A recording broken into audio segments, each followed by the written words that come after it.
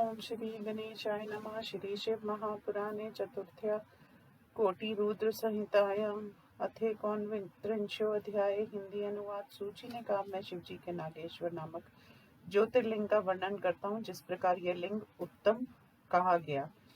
दारुका नाम की एक राक्षसी थी। इसके बलवान पति का नाम दारुक था। ये राक्षसी पार्वती से वर पाकर घमंडी हो गई थी। वह दारुक अनेक राक्षसों के साथ लेकर सज्जनों का वध करता था। यज्ञों तथा धार्मिक कृत्यों में भी विघ्न किया करता था। पश्चिम समुद्र के तट पर उसका बहुत बड़ा वन था, जो 16 योजन चारों दिशाओं में फैला था। दारुका राक्षस अपने विहार के लिए वन में जिस ओर जाती थी, उधर सभी सामग्री से तथा सुंदर वृक्षों से युक्त भूमि उसे प्राप्त होती थी। देवी ने वह वन दारुका को दे दिया। वह अपने पति के साथ उस वन में अपनी इच्छा से घूमा करती थी। वहां अपनी स्त्री के साथ रहकर उस दारुक राक्षस ने सबको पीड़ित किया। वे सभी दारुक के भय से आतंकित लोग और ऋषि की शरण में गए। उनको भक्ति से प्रणाम कर सिर झुकाकर कहने लगे। लोगों ने कहा, हे महर्षि, आप सब कुछ करने में समर्थ हैं। आप अपने तेज से प्रकाशित हैं। आप हमारी रक्षा कीजिए, नहीं तो ये दुष्ट राक्षस हमको मार देगा। इस पृथ्वी में आपके सिवाय हमारा कोई रक्षक नहीं है, जिसकी शरण में जाकर सुख पा सके।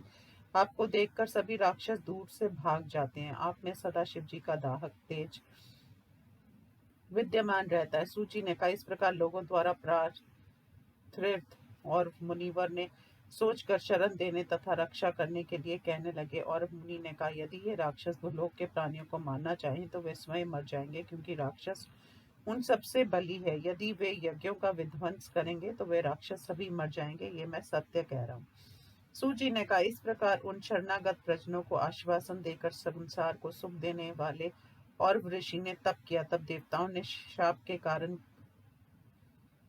को जानकर दैत्यों के साथ युद्ध करने की तैयारी कर ली। सभी प्रयत्नों के साथ इंद्र आदि देवता उनके हथियारों को लेकर युद्ध के लिए वहां उपस्थित हो गए। उन देवताओं को युद्ध के लिए तत्पर हुए देखकर वे सभी दुष्ट राक्षस इकट्ठा होकर विचार करने लगे। राक्षसों ने क्या क्या करना चाहिए, कहाँ जाना चाहिए। हमारे सामने संकट आ गया। यदि लड़ते हैं तो भी मरते हैं, यदि युद्ध नहीं करते तो हमारा विनाश होना ही है। यदि ऐसे ही रहते हैं तो हम क्या खाएंगे। सब प्रकार से कष्ट आ गया, कौन इसे रोकेगा। सूची ने कहा, ऐसा विचार करके वे दारुक आदि राक्षसों को जब कोई उपाय नहीं सूझा, तब वे दुखी हुए।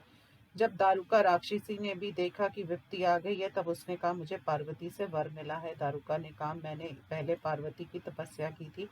उन्होंने मुझे वर दिया है कि तू अपने राक्षसों को वन के साथ जहाँ चाहेगी ले जा सकेगी। जब ये वर मैंने पाया तो आप लोग दुखी क्यों सहन कर रहे हैं। जल और वन को साथ लेकर तुम मेरे साथ रहो। सूजी ने कहा, उस राक्षसी की बात को सुनकर सभी राक्षस प्रसन्न हो गए।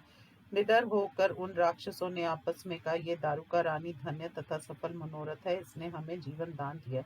उसे प्रणाम कर सब आदर से ऐसा कहने लगे, यदि जाने की शक्ति हो तो जाइए, क्यों सोच रहे हो। वहां जाकर पानी वाले स्थान पर सुख प्रतिदिन रहेगा। इसी बीच में देवताओं के साथ जनता भी राक्षसों के साथ युद्ध करने के लिए आ गई, जिन्हें राक्षसों ने पहले कष्ट दिया था। पार्वती के बल का सहारा लेकर वह राक्षसी संपूर्ण नगर जल थल को ही लेकर चल दी। जय जय कहकर उसने देवी की स्तुति की।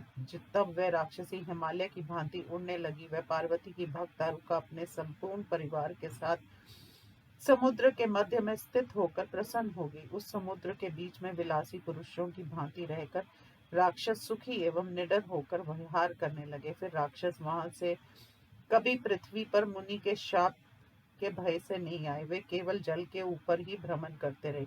तब वे राक्षस नावों में रहने वाले लोगों को अपने नगर में ले जाकर अपने बंधन गृह में बंद कर देते थे। किसी को मार भी देते थे।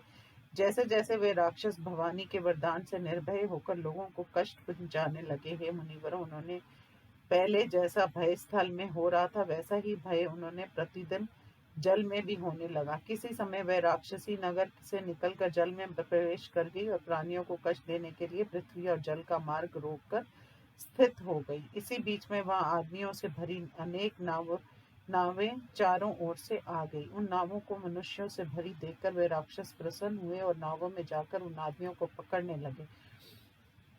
वे महाबली उनको लेकर नगर में आए और उन्हें हथकड़ी बेड़ी लगाकर बंधन में डाल दिया। तब वे लोग हथकड़ी बेड़ी से बंधकर बंधन में पड़कर उन शत्रुओं द्वारा बार बार अपमानित होकर दुखी हुए।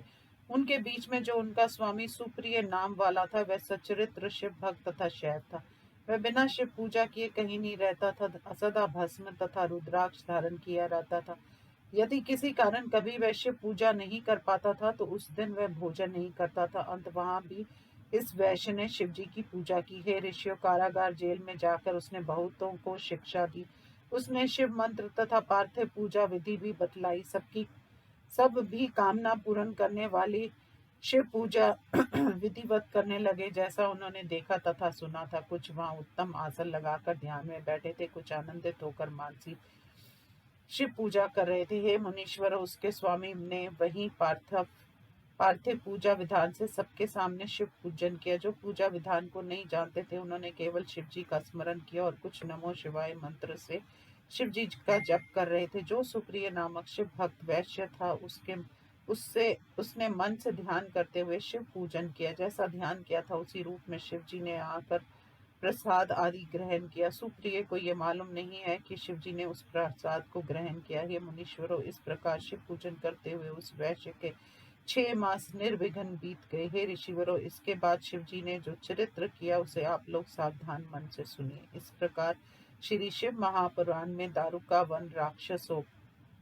राक्षसोपद्रव वर्णन नामक 29वां अध्याय समाप्त। ओम नमः शिवाय।